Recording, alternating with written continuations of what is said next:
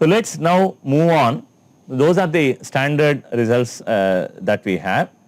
One was the linear combination of Gaussian, other was a linear combination of squared Gaussian, and the other third one was the linear combination of chi-square distributed random variables. All of them assumed to be independent. The thing that you should have seen straight away is in all these three we are only looking at linear operations, and therefore we were able to derive the distribution results very easily. If I had performed some non-linear kind of operation on these variables, then it would have been difficult to provide an answer. Alright, so let us look at the distribution of mean, a part of which sample mean, a part of which we have already discussed. So some parts we will just breeze through and then we will conclude this lecture. Suppose, so now assume that we have decided to use sample mean as a test statistic for all our hypothesis tests. In fact, that is going to be the case in this course. Then we have already derived the results that I am showing you here, that the standard error of sample mean under the independence assumption is sigma over root n. Again, what the left hand side is sigma x bar, and on the right hand side you have sigma x. One is that of the estimate, the left hand side or the statistic, and on the right hand side we have sigma for the process. So be careful with that. Of course, now what is the theoretical sampling distribution of x bar? We have answered part of that question for the case of x bar, x falling out of a Gaussian distribution. So the first equation here, the first result has been derived already on the board for us. What if x falls out of an exponential distribution? Then x bar does not follow a Gaussian distribution, in fact it follows a gamma distribution, and that is the interesting part of it. So you can see that for small, that is, now we are looking at finite n. When we go to large n, again all distributions tend to Gaussian. That is the beauty of Gaussian. Everything, it pulls all these distributions towards itself, whether it is a binomial, whether it is a chi-square, whether it is a Poisson or a gamma, whatever it is, all distributions tend to take the shape of a Gaussian as n becomes large. So these results are for finite n, alright.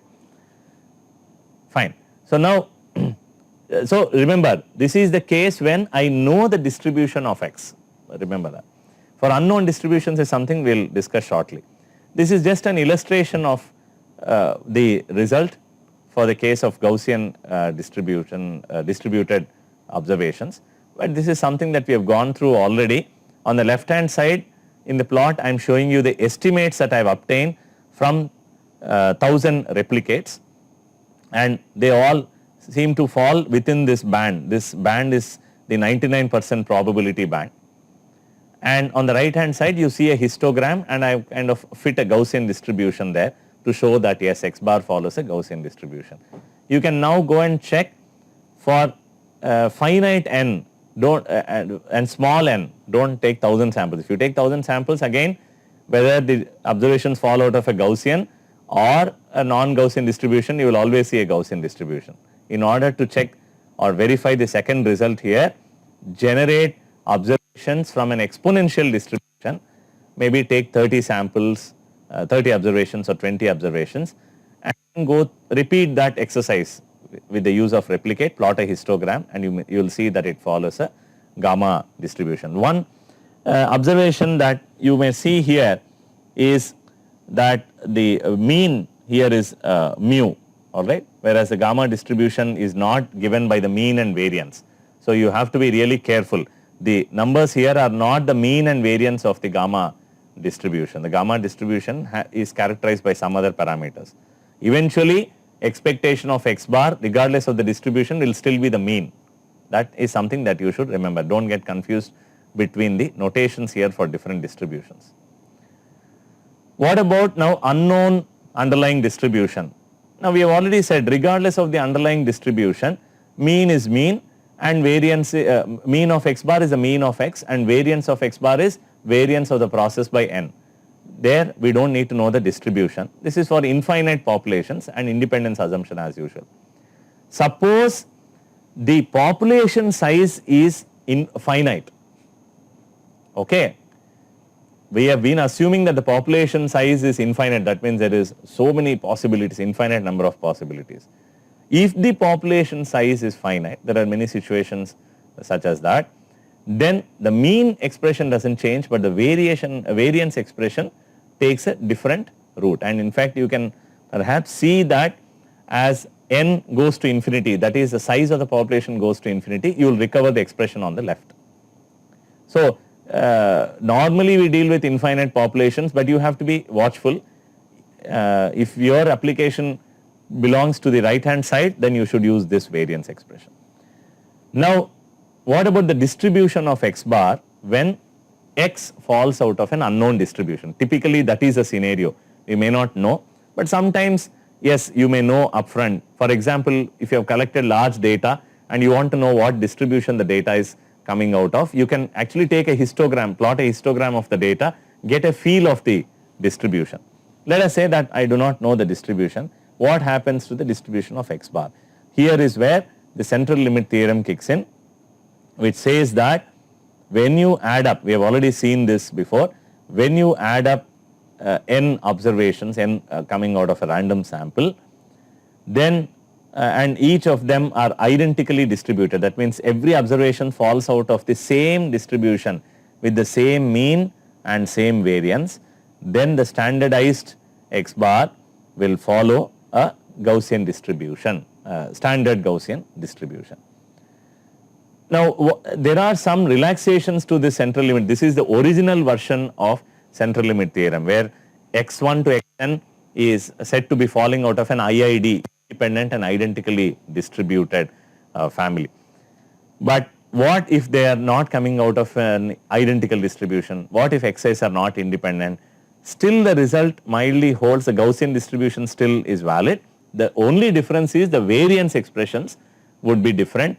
And perhaps the mean expression would be a bit different, but in terms of distribution, it still becomes a x bar still tends to have a Gaussian distribution. And the CLT is for x bar and not for x, just as a reminder.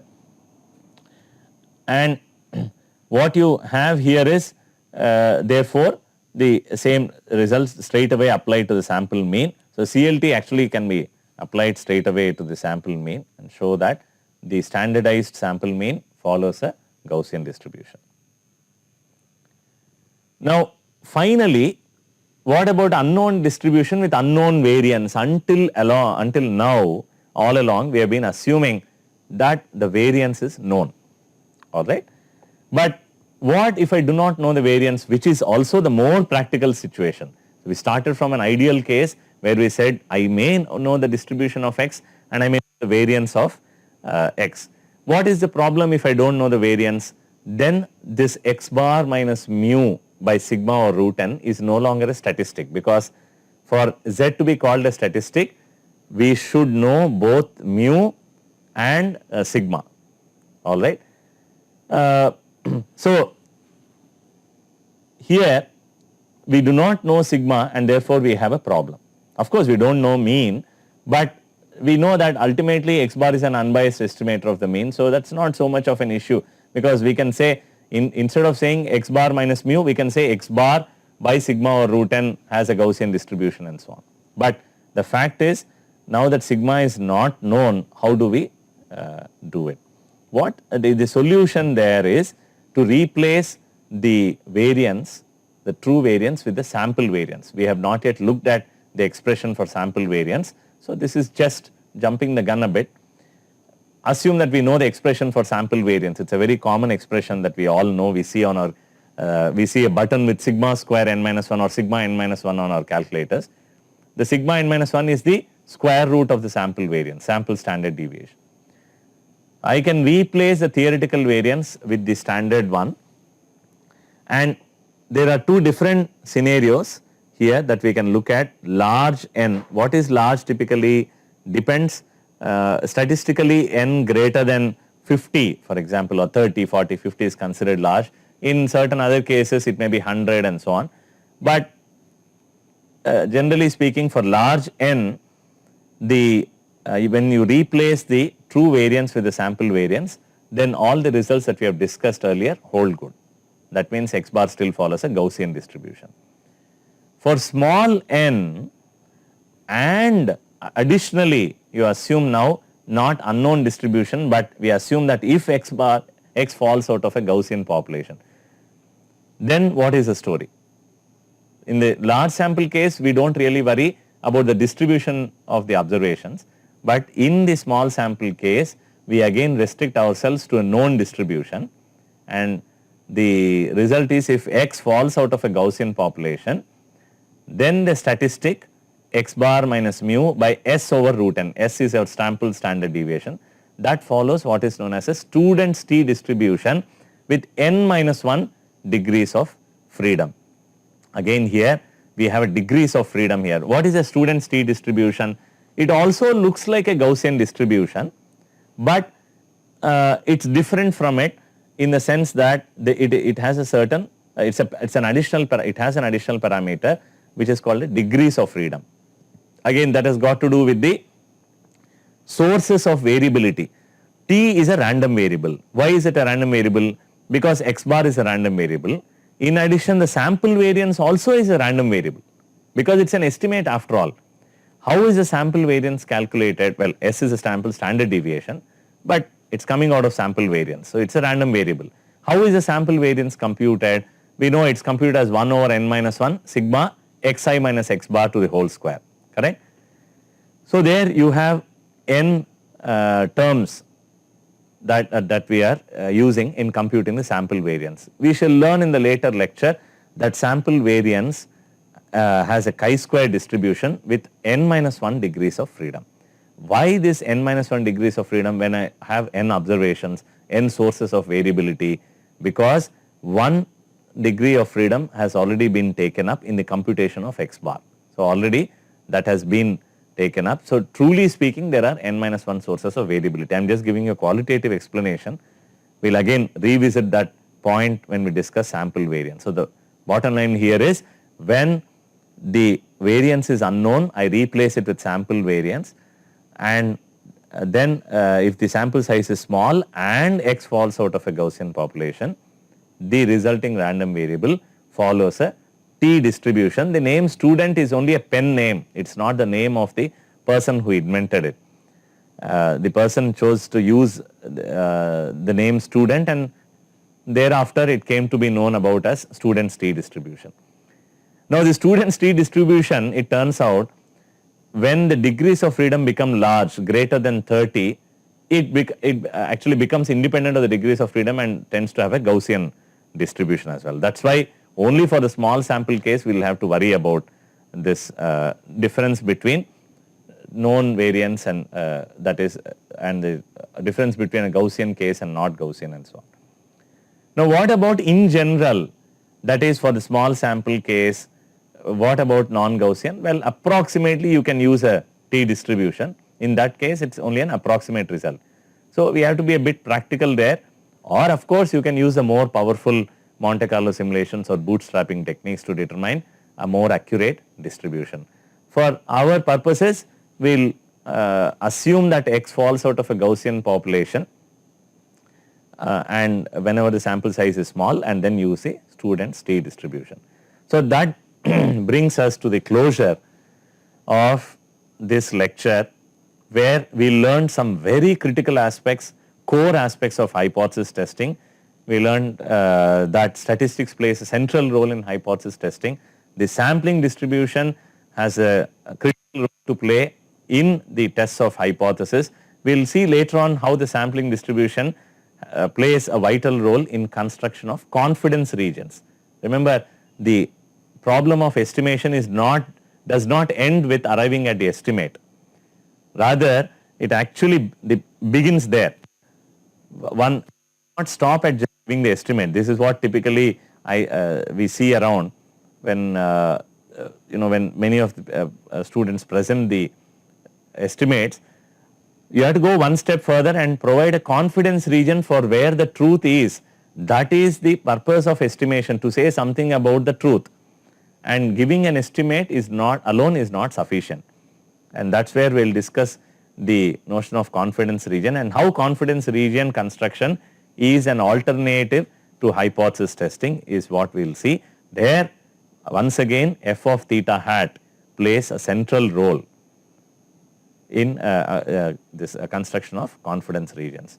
And then of course we went through some standard results. In this lecture we have specifically learned the sampling distributions of sample mean under different conditions. In the next lecture we will look at distributions of sample variance, in fact difference in sample means, and then sample variances, ratios of sample variances, and then sample proportion and differences in sample proportion. Now you can all relate that to the examples that we talked about in the motivation lecture. Okay, so this has been perhaps a long lecture for you, but it is worth it. Please go through it once again because the concepts are very important. In case you are not following a certain thing, go through it. Wherever we have used R, please work out by yourself, pause the video lecture, work out the R lecture examples by yourself, and as usual if you have any questions, you always have the forum at your disposition to raise those questions and we will be happy to answer them. So see you in the next lecture.